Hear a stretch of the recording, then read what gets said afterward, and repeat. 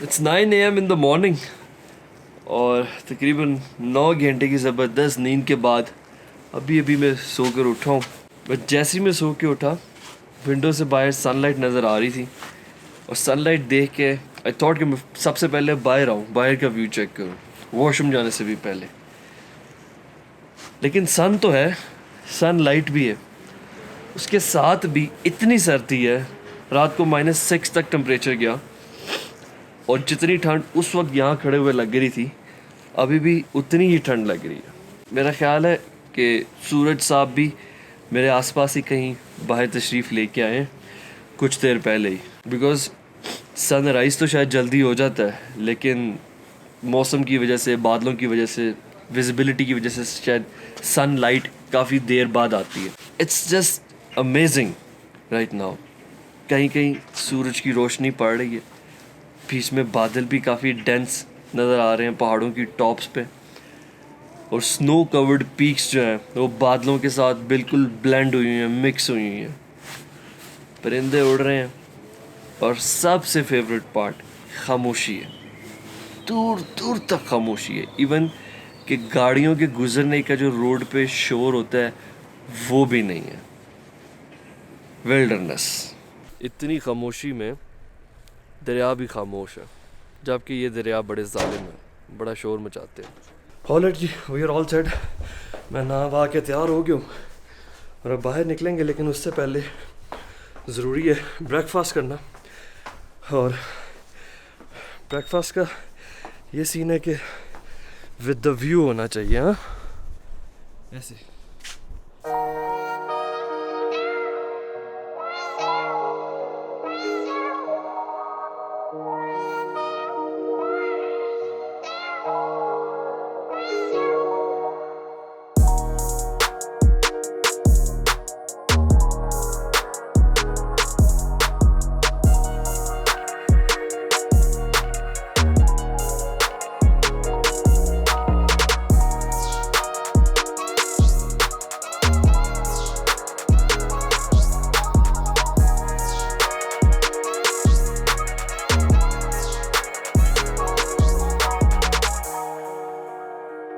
When you're visiting the Karimabad town, सबसे पहली sight seeing attractions के अंदर किला अल्तित और किला बल्तित आते हैं। तो हमारे प्लान में भी आज इन दोनों फोर्ट्स को विजिट करना था, and we first went to Baltit fort. What I like about these two forts is कि ये पाकिस्तान की बेस्ट प्रिजर्व्ड या बेस्ट रिस्टोर्ड हिस्टोरिकल साइट्स में से एक है, क्योंकि हमारे मुल्क में मेजॉरिटी हिस्टोरिकल प्लेसेस बहुत बुरी तरह से नेग्लेक्ट हुई हैं।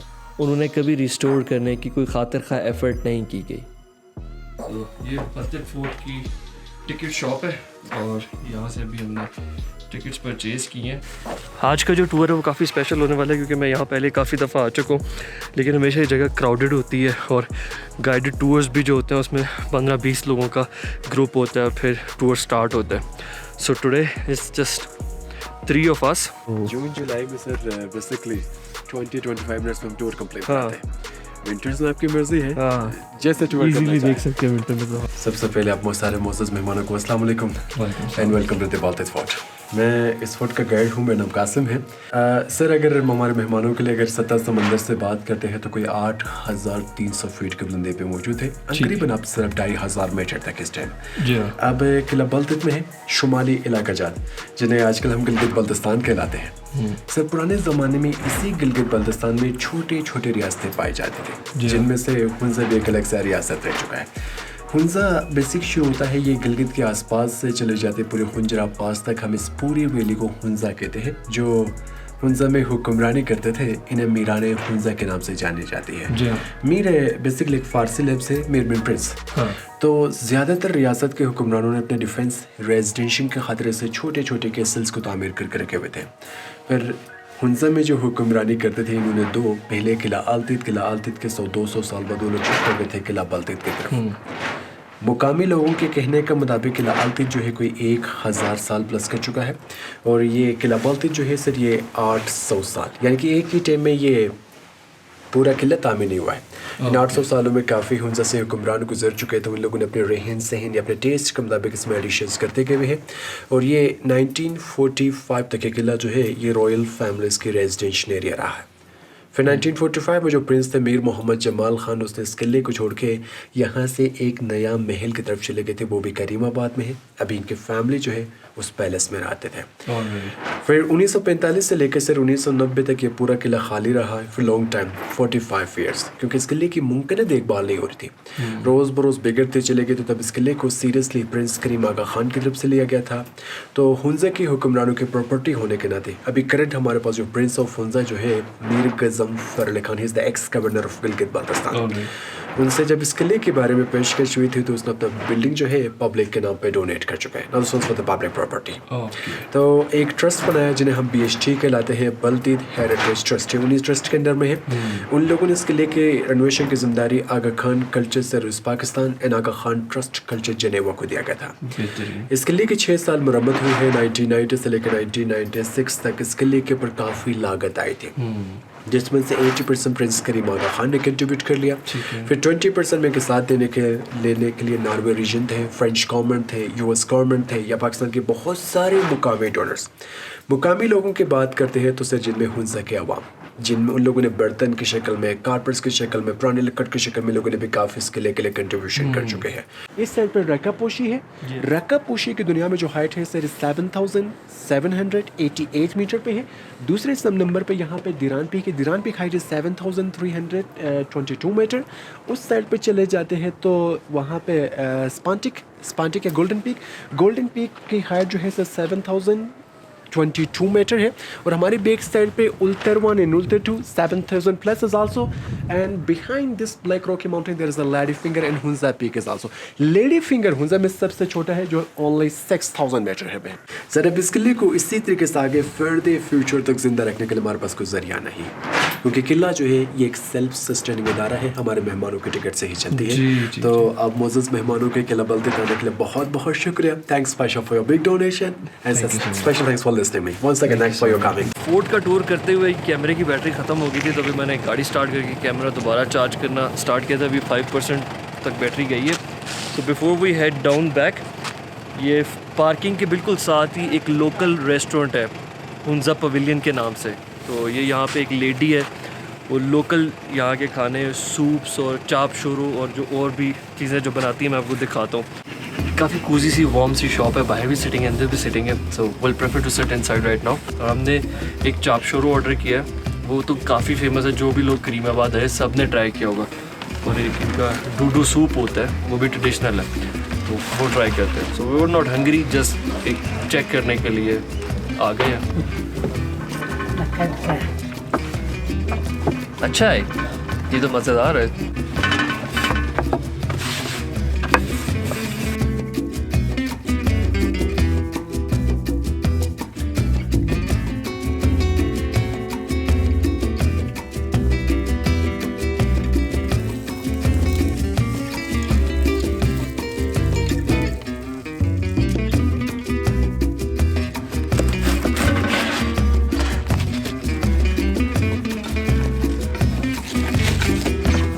ये चाप शोरों के साथ लोकल मेड चीज़ का हर्ब्स के साथ रायता कह सकते हैं या सॉस कह सकते हैं, वो बनाई। ये ठंडा है और चाप शोरो जो है वो बिल्कुल गर्म है, बहुत फ्रेश बना हुआ है, बिल्कुल बड़े मज़े का अरोमा, इसकी स्मेल बहुत मज़े की आ रही है।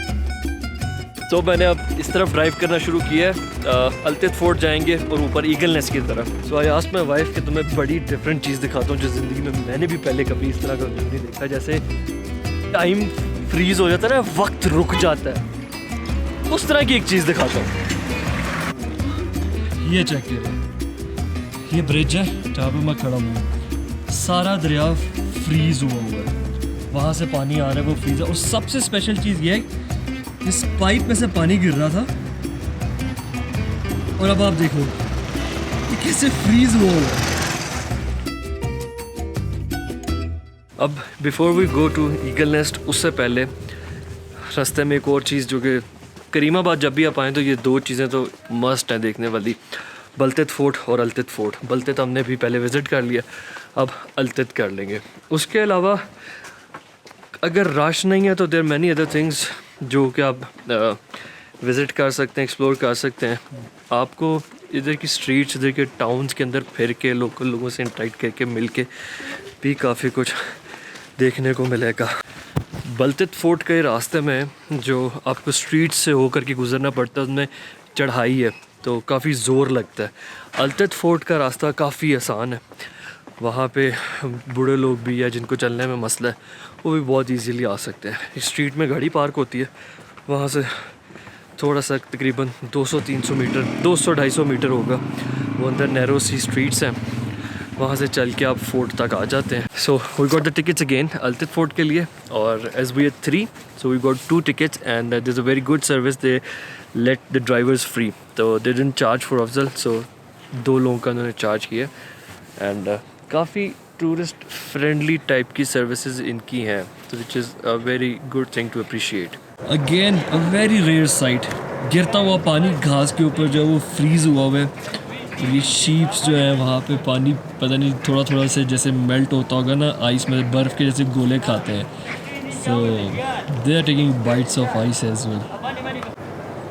ठीक है, This is 1100 years old, जी हाँ, but Balti Fort is 800. ठीक है, इस गांव का नाम है अल्तित, जी हाँ, उस गांव का नाम Baltit. Altit mean this lower side, but Baltit mean that upper side. Alright. आप देख रहे सर, यहाँ से आपको बल्ति फोर्ट भी नज़र आएगा।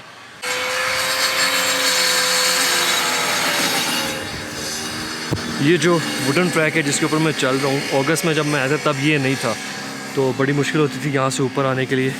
जी हाँ, सो अभी इन्होंने बहुत अच्छा काम किया, एक बड़ा खूबसूरत ट्रैक बनाया, उस पर स्टेयर्स भी बना दी हैं।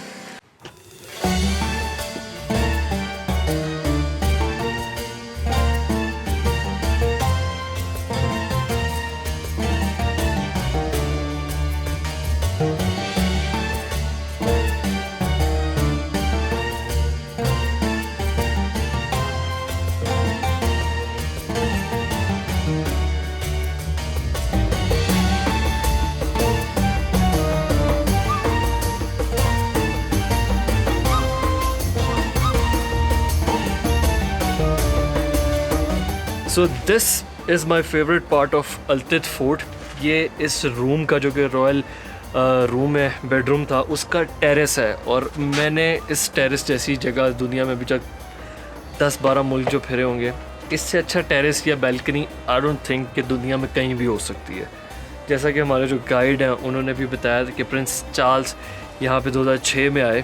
प्रिंस चार्ल्स ने फरमाया था उसने दुनिया में बहुत सारे फोटों को देखा था, फिल्मों को देखा था, लेकिन ये सब फैंटास्टिक अमेजिंग फोटो उसने कहीं नहीं देखा। तो उसको उसके अल्फाज थे सर।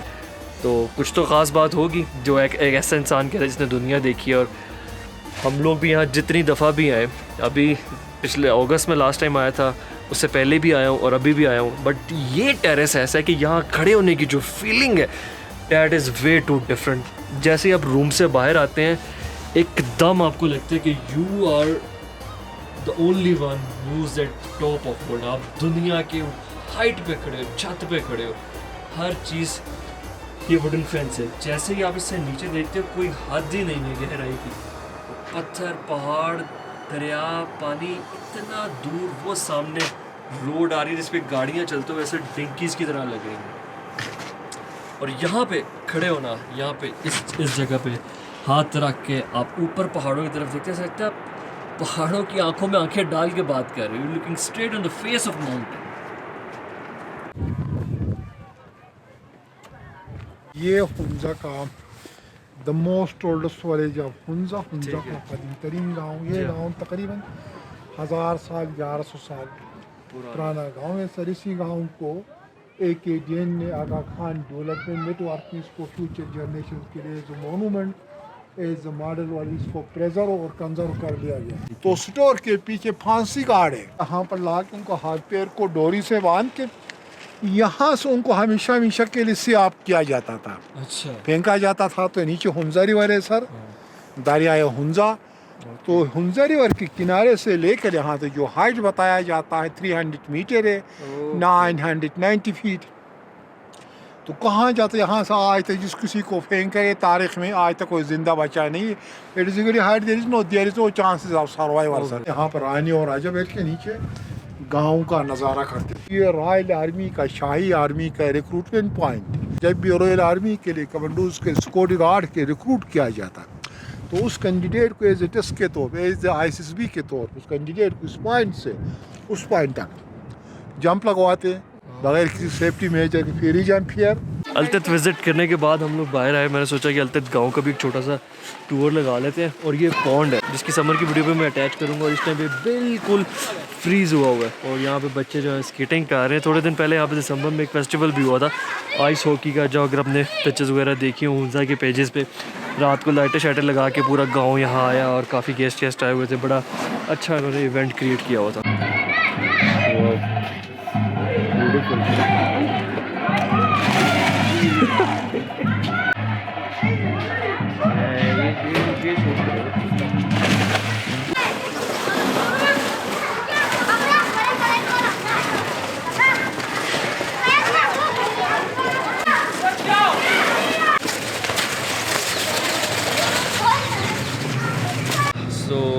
अब हम मज़ीद ऊपर आके ईगल नेस्ट पॉइंट की तरफ आ गए हैं।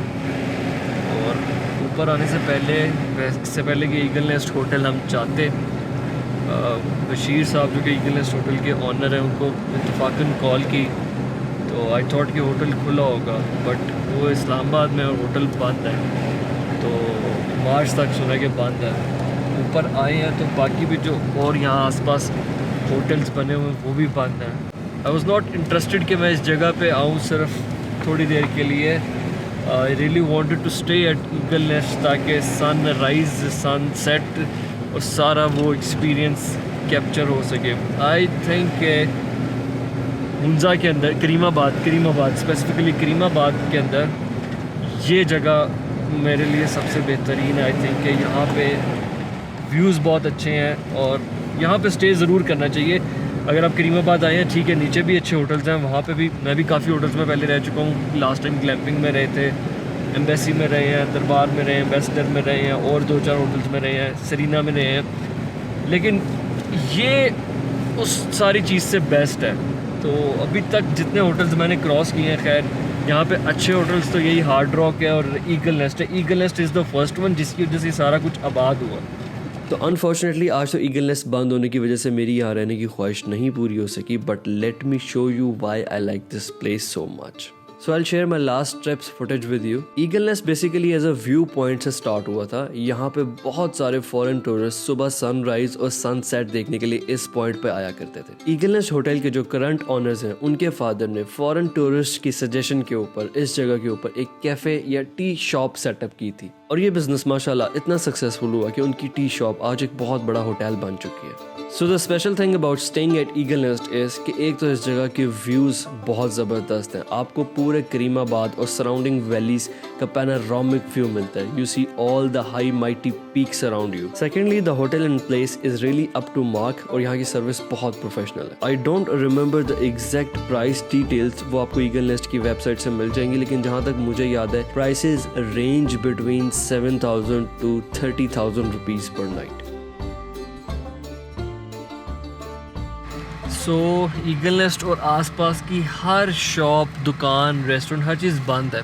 मैं हार्ड रॉक में गया था तो वहाँ की मैनेजमेंट, वहाँ अंदर वो लोग थे, वो कोई कंस्ट्रक्शन का काम वहाँ पे करा रहे हैं, और उन्होंने भी कहा कि होटल बंद है। तो इंसिस्ट करने के ऊपर वो रूम तो दे देंगे, लेकिन इशू ये है कि वो कह रहे हैं कि जैसे मैंने आपको वीडियो में दिखाया था कि पानी के ड्रॉप्स तक जमे हुए थे दरिया के। यहाँ पे जो पानी है, जो पाइपों में पानी जम जाता है, वॉशरूम में पानी नहीं आता और बिजली भी नहीं है, तो हम पानी बिजली के बगैर रात को, नीचे -6 था, यहाँ -10 के करीब, 8 के करीब होगा, -10, 8 में, और खाना पकाने का भी खुद से ही करना पड़ेगा। तो हमने अपनी बीवी को इतना माइक हॉर्न बन के क्यों दिखाना है एक ही दिन में, थोड़ा आहिस्ता आहिस्ता एडवेंचर का थ्रेशोल्ड बढ़ाते हैं।